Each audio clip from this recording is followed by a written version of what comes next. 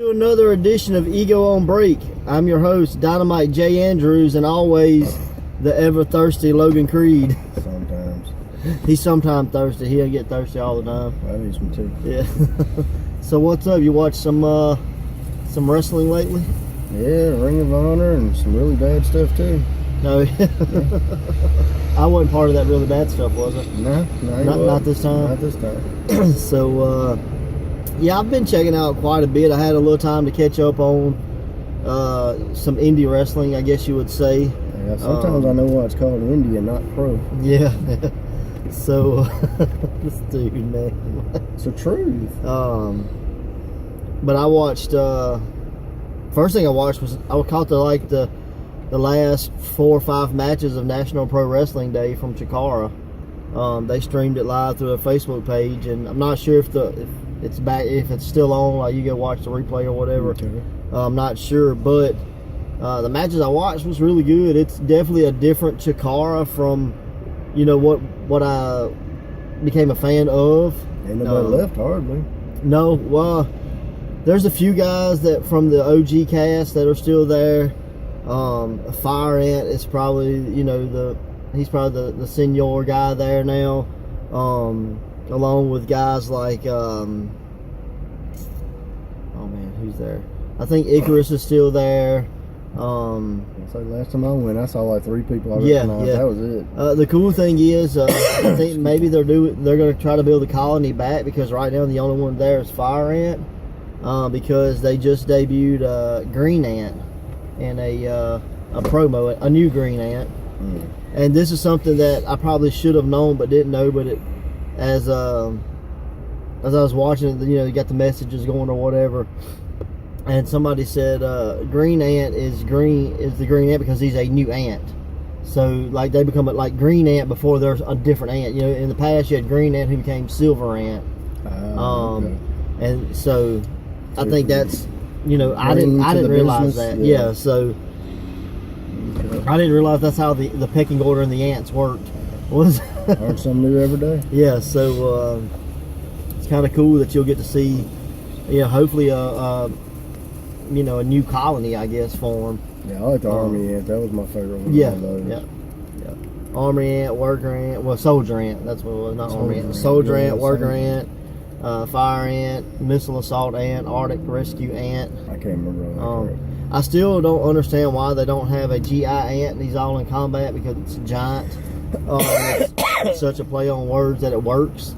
You know, you got GI Bro. I guess if Booker T comes to Chikara, he could be GI Ant and kind of be that, because he'd definitely be a giant compared to the other ants. So thought that was kind of cool. Got to see probably it was a 2 out of 3 falls match with the Closures, who I'm not familiar with either one of those guys. They're big jacked up guys, versus Los Ice Creams.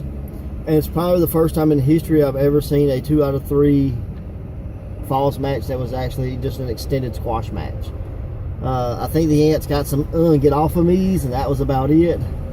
They pretty much got squashed in 4 or 5 minutes, and they were the tag champions.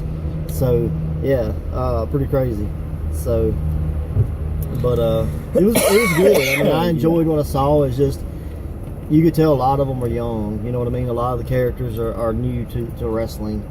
But they run it out of their school, don't they? Right. So, very cool though. I mean, just got to, you know, learn those guys, and I kind of like learning who they are now and watching them, because in 5 years when everybody's talking about them, yep, I watched them from the beginning, you know. So that was cool. I got caught up on some Impact. Still ain't seen them. And if you can't get the channel for Impact, get the Global Wrestling Network. It's an app. It's TNA's kind of WWE's network, but they have a link through there that you can go in as a guest, and they have like each Impact is up, or like the most recent Impact is up for free. All the Explosions are up for free, and a few other things. But they've got some Lucha Libre on there. They've got some like promotions in Canada and some in the States. So it's not just TNA that's on there, or Impact, or Anthem, or whatever the name of it is. But by far the Explosion episodes, I've watched like 3 of them, and they're by far better than Impact.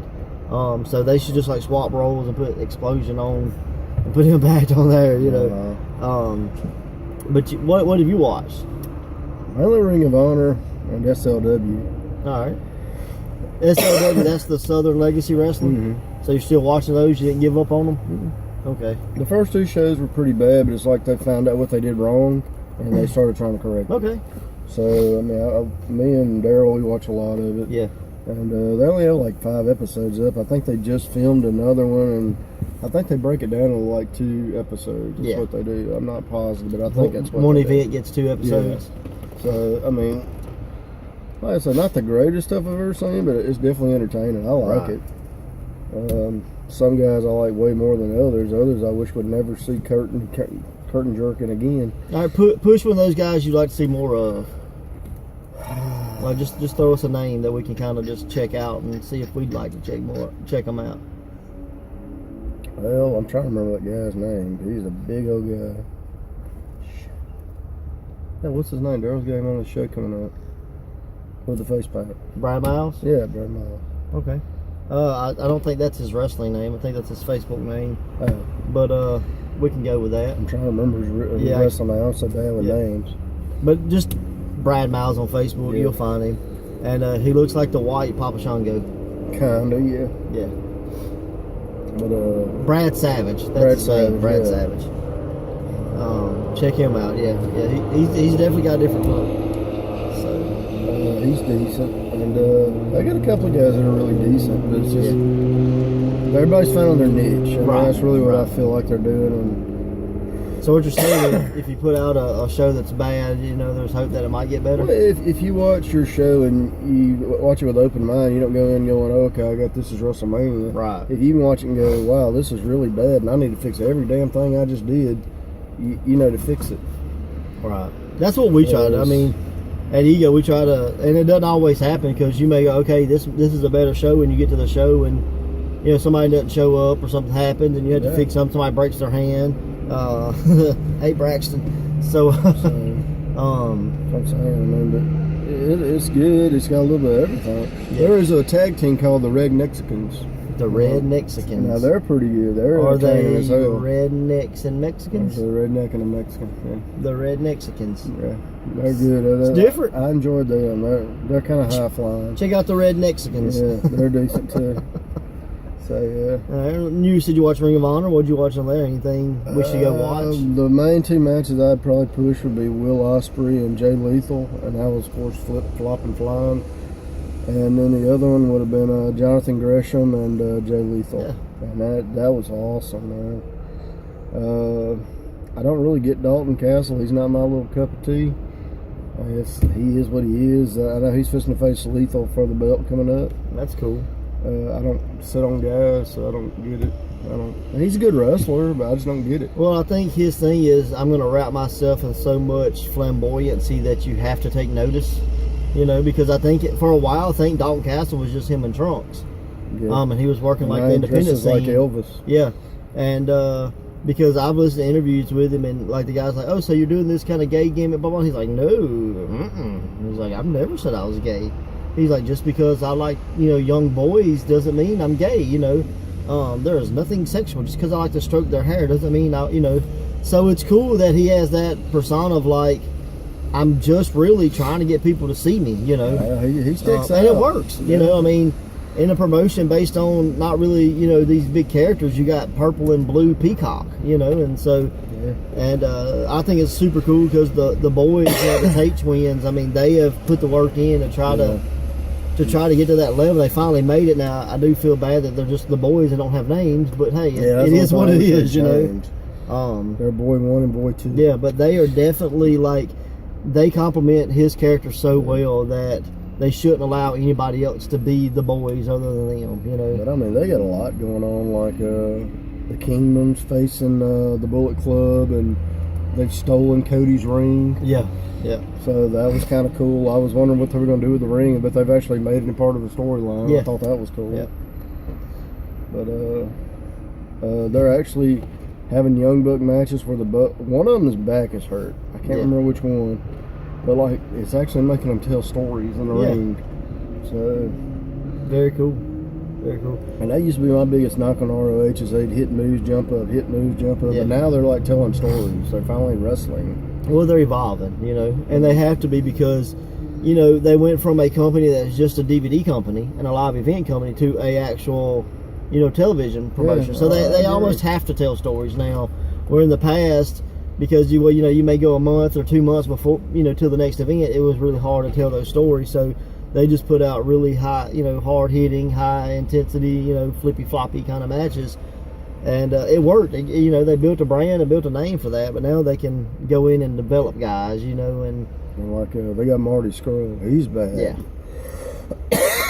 Excuse me, he's badass. I love watching him wrestle. Yeah, I like it just because he's different. Like, you know, like he kind of reminds me of like Fred Yehi, who he'll take any opportunity. Like he'll stomp your hand or whatever. You know, he's not like, well, I learned the shoulder tackle, step over, shoulder tackle, get it again spot, so I have to do that every match. Yeah. No, he doesn't do that. You know, you float over, he probably steps on your hand. You know, and he's got the cross-face chicken wing over. I only seen 2 other people get that move over. Yeah, and that Bob was Backlund. Bob Backlund and Brian Danielson. Yeah. But I mean, when he goes for it, man, they're like chicken wing, and I'm like, holy shit. So that was cool. Yeah, that's very cool. I watched just the last couple of episodes of Impact. They had Kiera Hogan wrestling Laura Van Ness, and it was, I'm not gonna say a squash match, but it was definitely there to enhance Laura Van Ness and her storyline with Allie.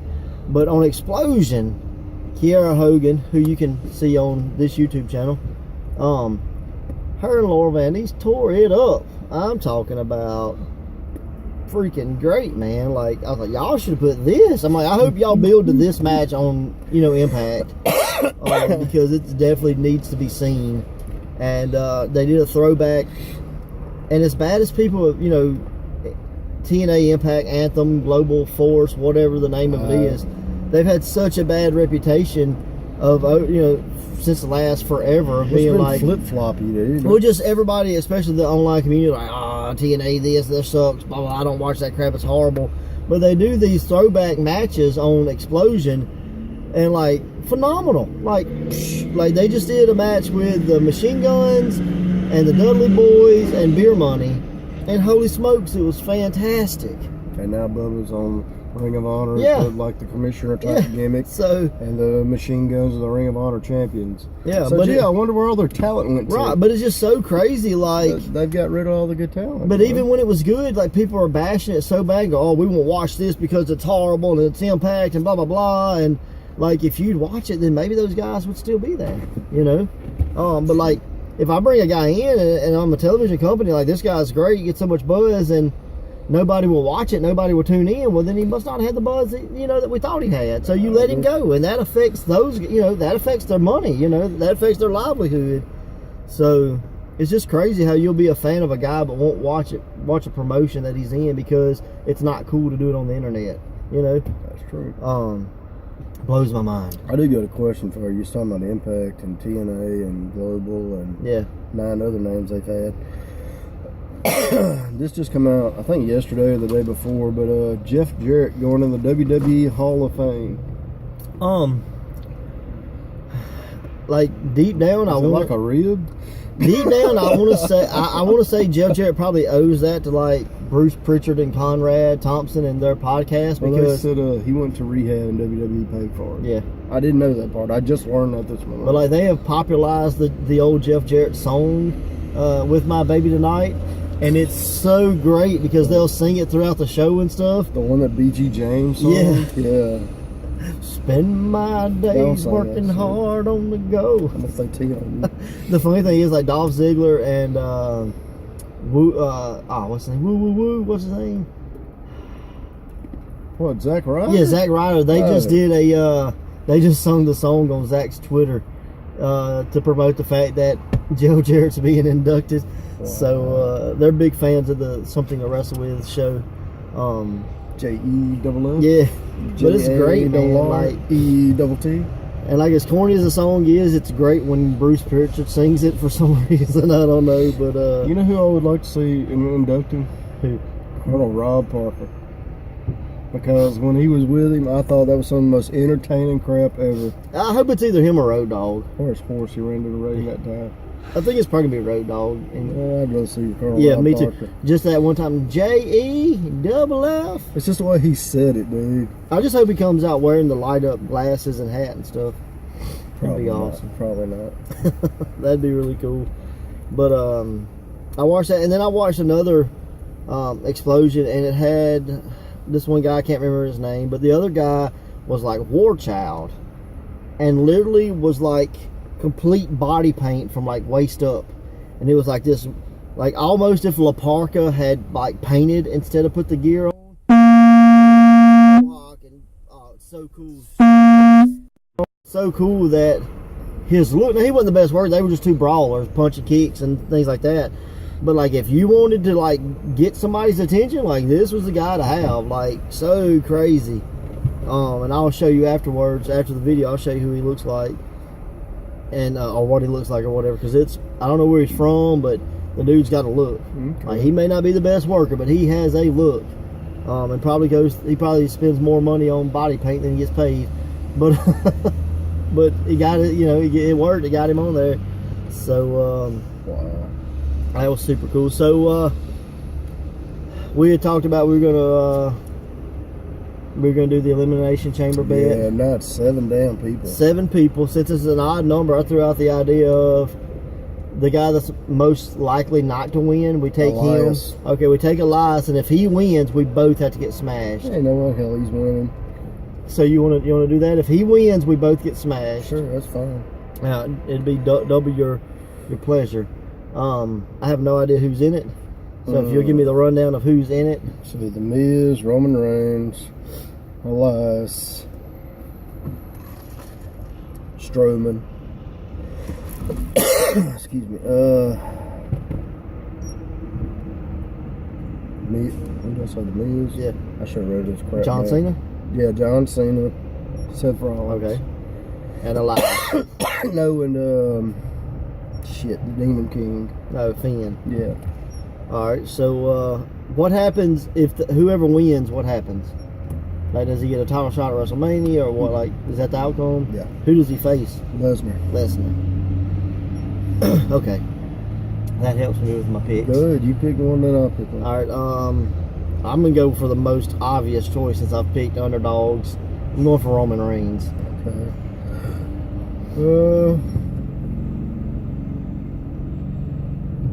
I'll do this because Ray Fury told me to do it. But the Demon King, Finn Balor. Okay. I'm going to go with Seth Rollins. Yeah, I wouldn't pick him for no one in the world. He's tagging all the time now. Braun Strowman. Okay.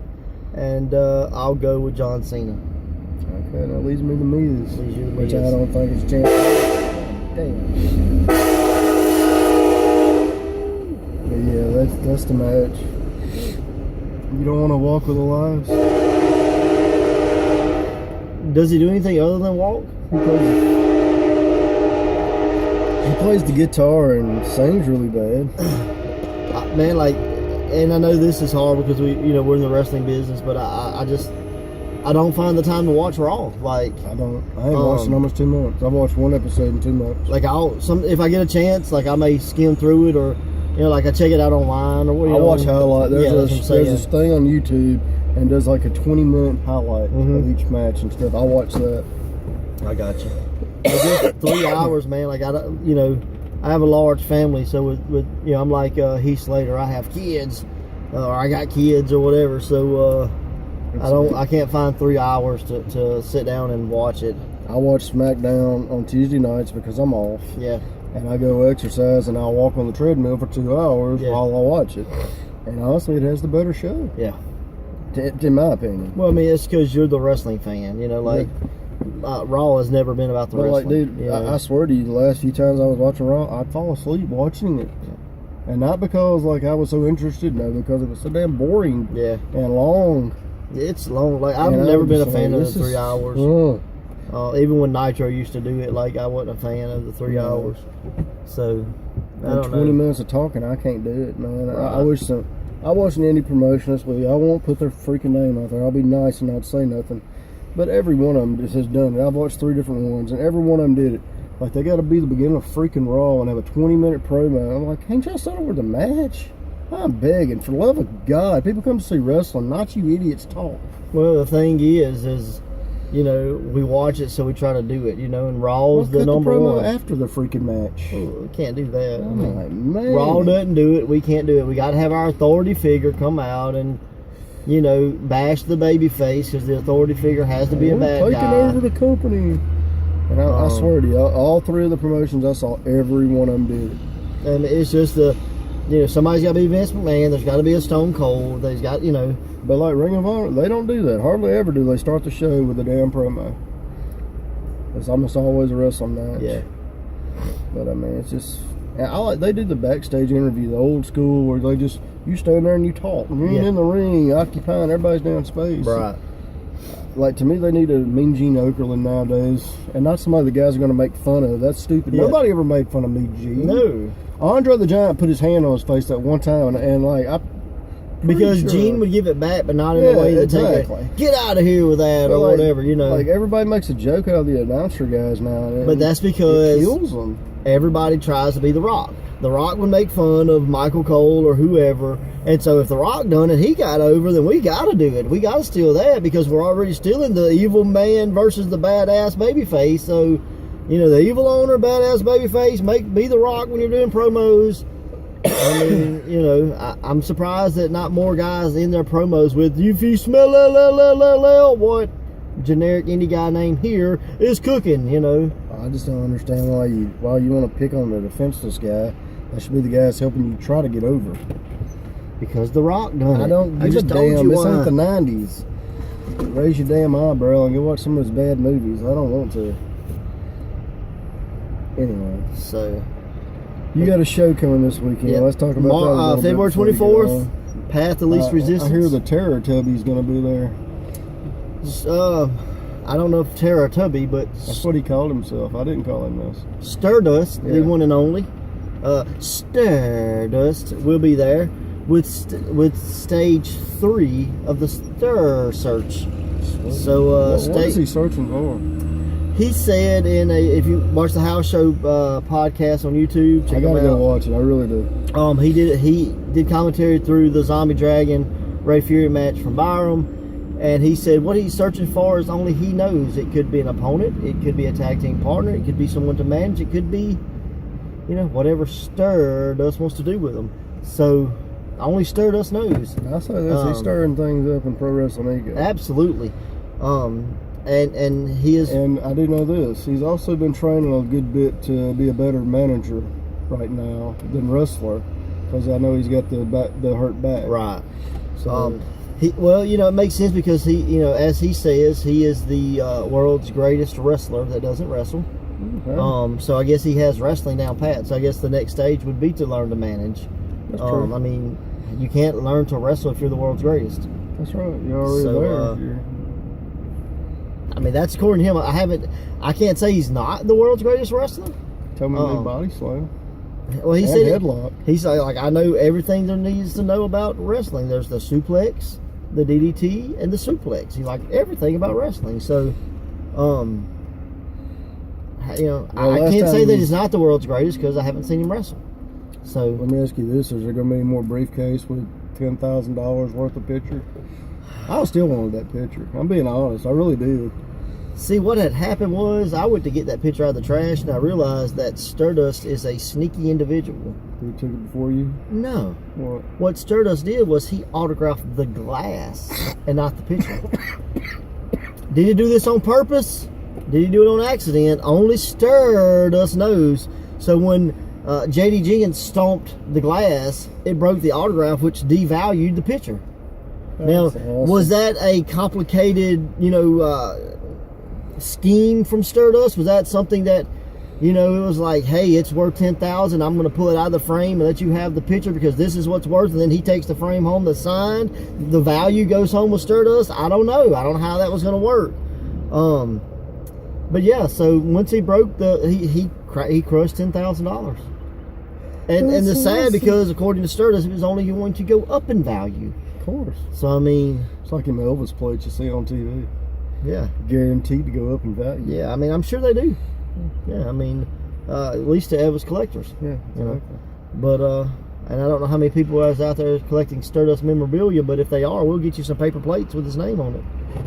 I wanted the first picture, though. Well, I'm sure the picture's probably still in the trash in Byram. Okay. It's just not autographed.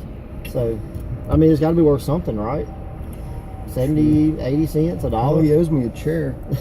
Big bastard. Thieving. Oh, my damn chair. Chair thief. That's it. Well, but yeah, we got a big event.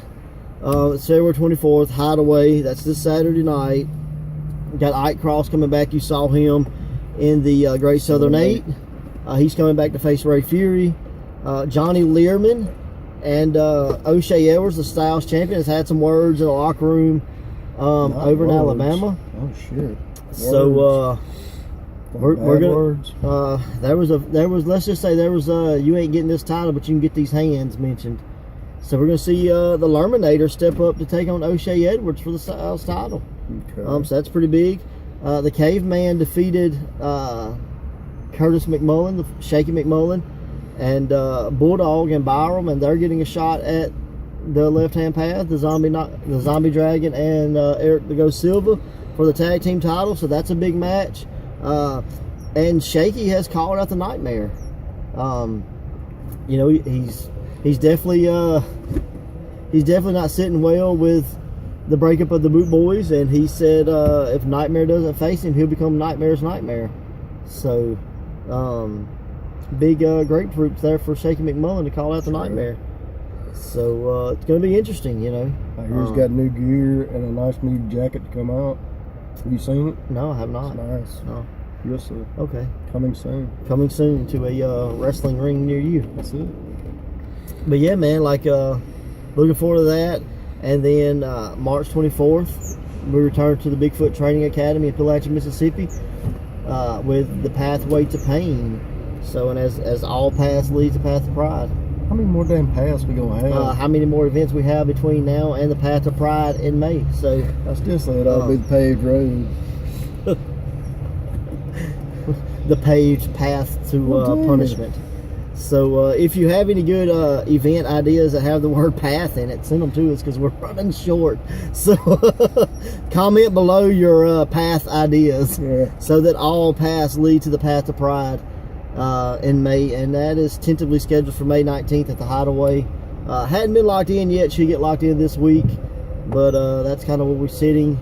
And rumor has it there will be a first time matchup happening at the Path of Pride. That I can't tell it. It's rumored. Can't tell it till we confirm it. Rumor has it. Yeah, it does have it. So yeah, looking forward to that. So just comment if you got ideas, topics you'd like to hear us to talk about. You know, if you like it, hate it, give us some critique. I'll push one match for Sure. Daryl show for Absolutely. Hard Knocks Revolution. Yeah, Hard Knocks Revolutions. Our friends over there, they've got an event coming up. God, St. Patrick's Day at Lucky Town Brewery in Jackson. Sharing the same town. So check that out. It's going to be more adult themed than family friendly, so you may not want to take your kids to that event, but you I wouldn't say not. Well, I'm just saying. But yeah, give that warning. I leave that up to the parent. So, but it's kind of like a little. To me, this match is who's the bad or the bad. The 504 Monty Warbucks versus the left-hand path of Silver, the Ghost, Eric Silva. That's interesting. I really want to see this match.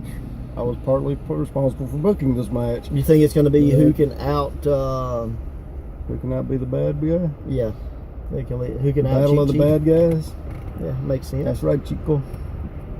Is it? He's special referee? Nah, he probably can make the ring.